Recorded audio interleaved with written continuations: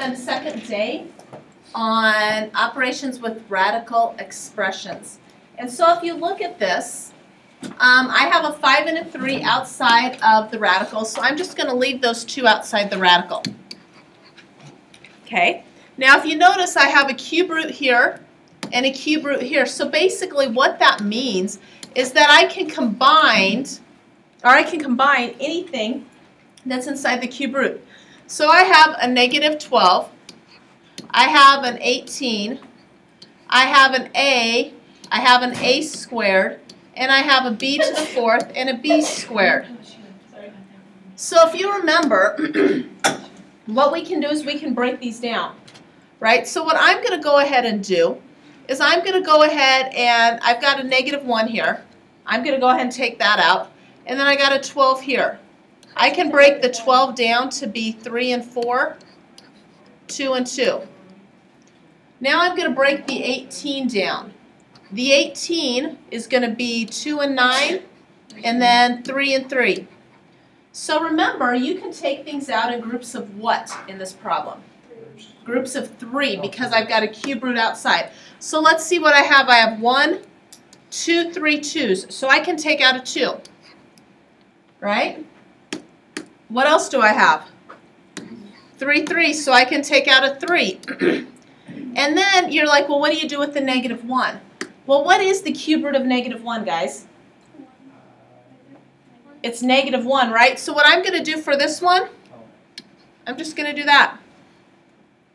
Because the cube root of negative 1 is like negative 1, negative 1, negative 1. Okay, that'll give me negative 1. So now let's figure out what I can do with the powers. What will this give me? A to the third. Okay, what will this give me? B to the 6th. So now I'm ready to go ahead and jump to my answer. So first of all, for my answer, I have negative 5 times 3 times 2 times 3. What is that? 20? Negative 120? 90. No, I'm 90. I think it should be 90. Yeah. Because 5 times 2 and 3 times 3. Okay, and so now let's figure out here the cube root of a cubed. What is that going to be? A. The cube root of b to the 6th, what is that going to be? B squared. Why don't I have to worry about absolute values on this one? Because this is an odd power, that's right. So that's your final answer. Okay.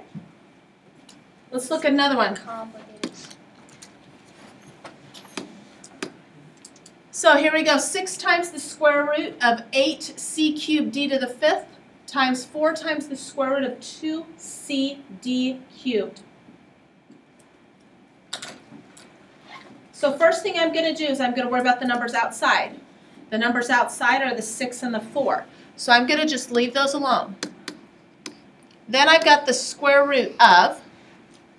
Now really what you could do, I'm going to leave it as 8 times 2. You could multiply them if you wanted. Okay. If I multiply them, what is 8 times 2? 16. What's the square root of 16? 4. Okay, so really I could go ahead and do that if I wanted, and this one would work fine. What power of c do I have? 4th, d to the what? 8th. So let's go ahead and calculate this. So first of all, I have 6 times 4. What's the square root of 16? 4. 4. Okay, c to the 4th. What's the square root of c to the 4th? C squared. C squared. Square root of d to the 8th. D to the 4th. Okay, so my final answer will be, 96. good, 96 c to the 2nd, d to the 4th.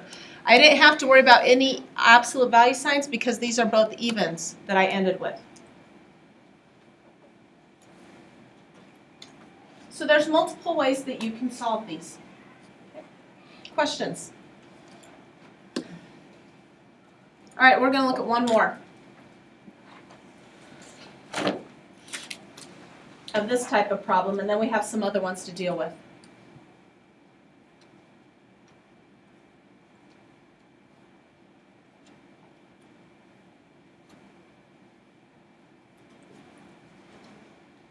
Okay, what's going to go outside this fourth root power? 6. Yep, 2 times 3. And then I have the fourth root of, you could do 16 if you wanted. Okay, it doesn't matter. You could leave the 8 and the 2 as well. So 16, x to what power? 8th, y to what power? The fourth. What is the fourth root of 16? 2. 2. So really I have 6 times 2, which is 12. What's the absolute, or the fourth root of x to the 8th? X to the second. And what's the fourth root of y the fourth? Y to the, any absolute values? The last one. The last one, because I have an even, odd power. So that means you need to have absolute values around the y.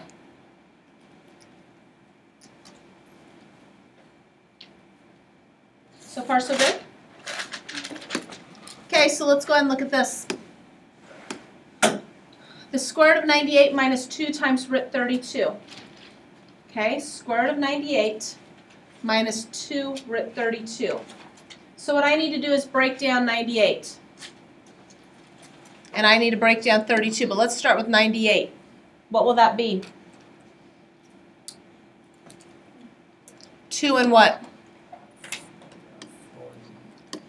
49. And then what's 49? 7 and 7. So what will that simplify to be? 7 root 2. Good job. 7 root 2 minus, and let's break down 32. What's 32 going to be? 2 and 16. 4 and 4. Yep. Now notice with the 4s, since I have a pair of 4s right there, I could stop. Okay, you could break down the 4, but you don't need to because these are going to break down. You're going to be able to take the 2s out anyway. So I can take a 4 out here. So it's going to be minus what? 8 root 2. So in order to solve this, all I do is 7 and then minus 8, which is what? Negative 1 root 2. Or you could just have negative root 2.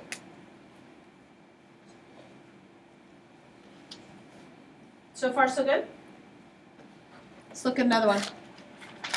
4 root 8 plus 3 root 50. I want you to try this one. Okay, 4 root 8 plus 3 root 50. Okay, so a lot of good things on this one. 4 root 8 should have broken down so that you should have gotten 8 root 2. 3 root 50 should have broken down so you should have gotten 15 root 2. When you add those together, you should get 23 root 2. The 23 comes from adding 8 and 15. Okay. All right, so let's go ahead and look at the next one. Now we're going to look at what happens when you have 3. Okay? So 3, we have 5 root 12 plus 2 root 27 minus root 128. Okay? So this row, I want you to do 5 root 12 for me, this group. This group, you have 2 root 27. That group, you have root 128. I want you to break down those and then tell me what you end up with. Okay? 10 root 3, 6 root 3. Somebody else get 10 root 3 in this one? Yeah. Okay, so we got 10 root 3 from the first one. 6 root 3, 7. 6 root 3 on the second. Do I have somebody else? Yes. Okay.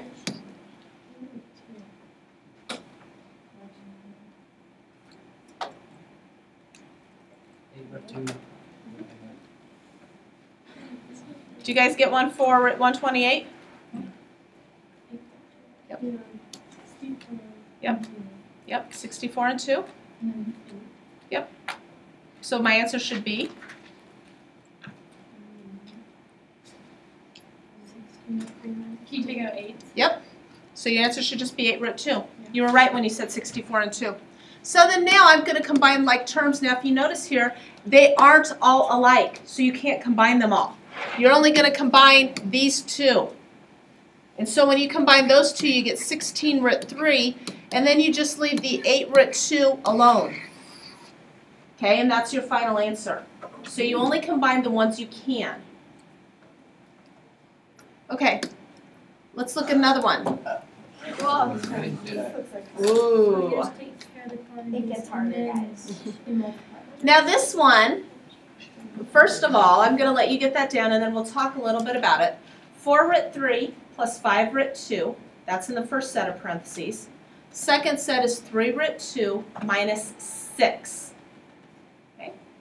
Now, in this case, I can't combine anything in the first set of parentheses. I can't combine anything in the second set of parentheses. So the way to solve this is to FOIL. So I'm going to start multiplying that times that. So I take 4 times 3, which is 12 root 6. Now I'm going to do the outside terms. So 4 root 3 times negative 6.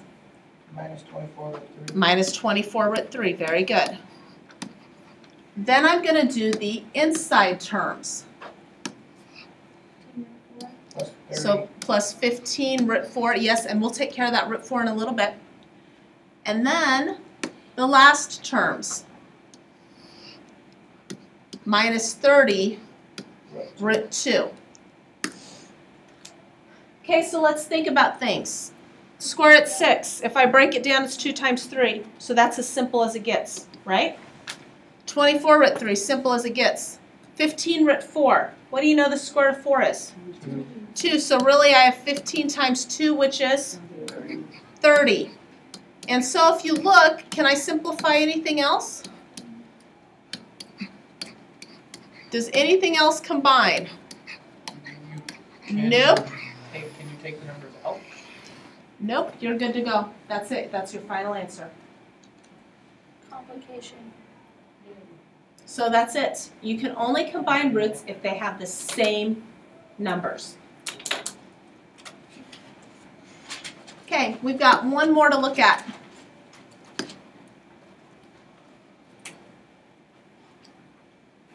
Okay, so in the first set of parentheses, I have 7 root 2 minus 3 root 3. In the second set of parentheses, I have 7 root 2 plus 3 root 3. Do you have to FOIL all those out? Now, if you notice, what do you notice about the terms? Same thing. They're the exact same except for one thing. What's the difference? One is a minus, one is a plus. So these are what we call conjugates. Okay, the thing about conjugates, all we have to do is multiply the first terms and the last terms. We don't have to multiply the outer and the inner. So if I multiply the first terms here, I get 49 root what? 4. Now remember what I said, since it's a conjugate, I just now have to multiply the last terms. So minus 9 root 9. The middle terms actually drop out if they're conjugates.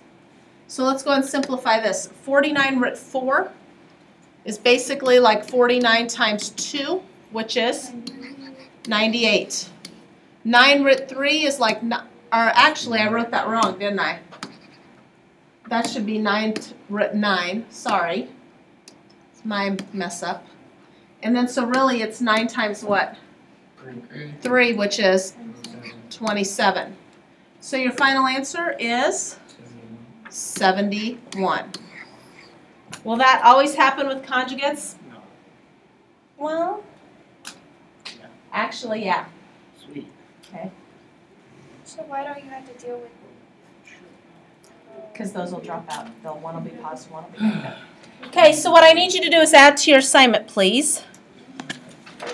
Okay, first of all, you already have 18 through 25. That was the assignment I gave you Friday. So all I need to do is you to add 26 through 40, the evens. You have the remaining time to work. I know there's events tonight, but you have enough time where if you get going, you should probably get most of it done, if not all.